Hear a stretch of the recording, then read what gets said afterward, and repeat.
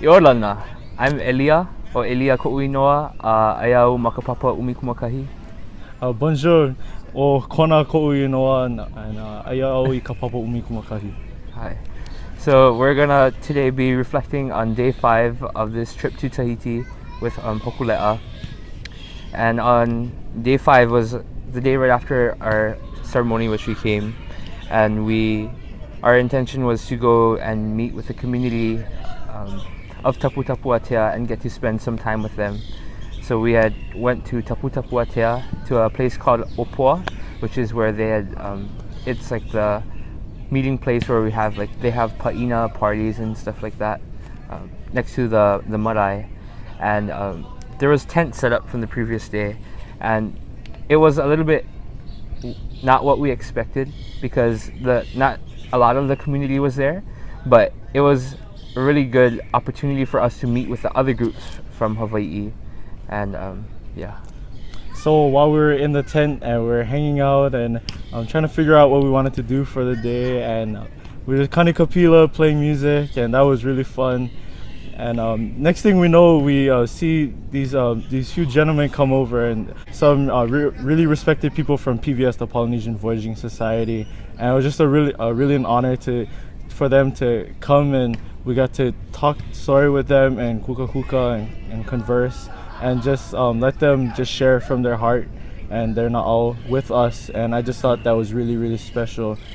And we learned some very good lessons from them. And one thing in particular that I learned from one of the uncles was that always go from your heart and not from your head, and that as Hawaiians, this is not a dream. Even as we're in Tahiti, and this kind of feels like a dream because you see like these bungalows back here and everything, but it's really reality, and this is who we are, and as Polynesians, and that was something that I really kept close to my heart. And yeah.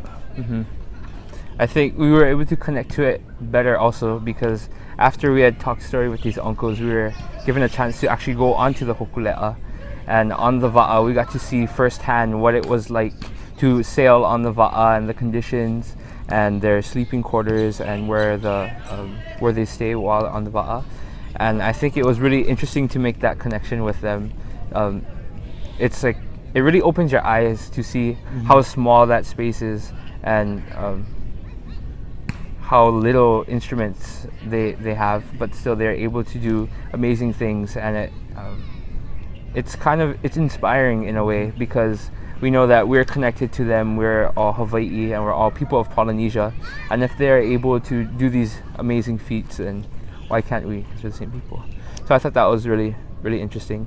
And then coming back from on the Va'a back onto land, and then hearing some more of the Anakala who were on the first voyage on the Hokule'a talk to us about their stories and give us really great life lessons, really good talk story time that we would never expect or that you can't really ask for. Just kind of a thing that has to happen. That was really cool. Yeah, and going back to when we're on the Va'a and touring on the Va'a, I've only been on the Hokule'a like once, and that was years and years ago when I was like in elementary. So be able to go on it again while we're in Tahiti, in Taputapuatea, in the most sacred place in all of Polynesia, like that was really special. And to go on and look at everything, as Elia was saying, their rooms or their quarters where they stay and how they sail, and the huge all the hoys and the paddles that they have, it just gives for me especially a deeper appreciation of what voyaging really is. And even though like me and Elia are musicians and that's why we're on this trip, and I don't really know much about like voyaging and Va'a, but just to be on there and as a Hawaiian just has it has a really deep meaning, and kind of my love grew for for Hokule'a and the PVS and what their message they're spreading across the world in Malama Honua. And Kona brings up, as we're musicians, we're not necessarily sailor people, but one thing I took away from the Anakala who spoke to us too is that you're not what you expect to happen what you expect to happen isn't necessarily what always happens. A lot of the Anakala who are on the first voyage, they never imagined sailing on Hokule'a as their as the thing that they would do in their life. Some even talked about dropping out of elementary in the 3rd grade, but still finding a way with all the things that they've learned throughout their life to come to a point where they're these leaders and these pillars of our Polynesian voyaging, but also our Polynesian ohana as a whole. And I thought that was really interesting to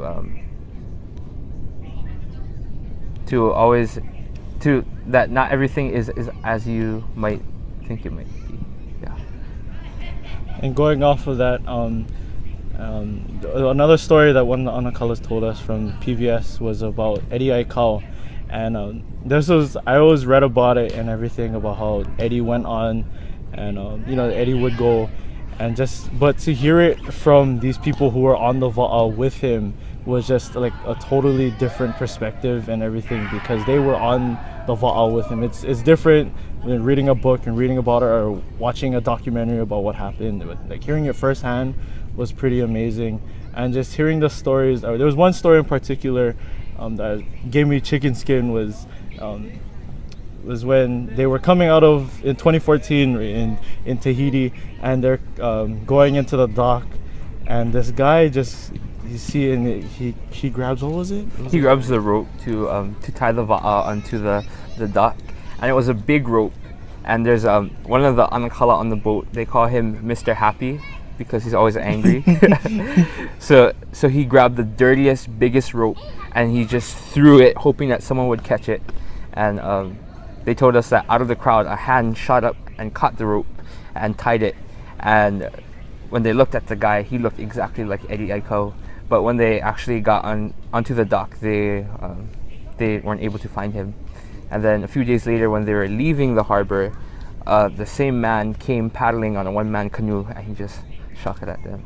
So that was like a really cool story that you wouldn't hear anywhere else. And, one thing, when we actually went onto the Hokule'a, we weren't with any of those old Anakala who were on that original voyage, but with actual the newer people learning how to sail and how to navigate, and seeing those people a little maybe the same age as my older siblings, or maybe a little bit older, it really shows me like that it's not impossible for me to be able to be at that place, and it really connects that to me too. And I didn't realize that there's all these different jobs on the va'a. That's not just voyaging. There's people who are cooks. There's people who are medical. There's people who play music. There's all kinds of people.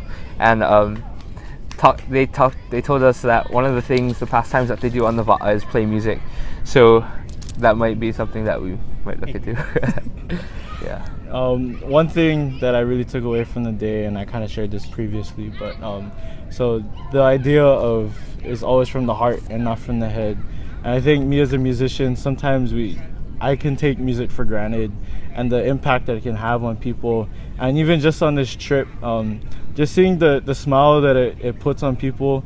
And when I bring out my kika, my guitar, and we just sing really loud, and no matter if it's off pitch or whatever, wrong words, it's just the leo and the sound that comes out, and it just makes people really happy. So just putting that in the right perspective, it's like from the heart. It's not from the mind and what you do right or what you do wrong. It's just the heart behind it. So I think just me as a musician, just being on this trip, just really grateful for this experience, and even bringing the point up about like it's not always is what it seems.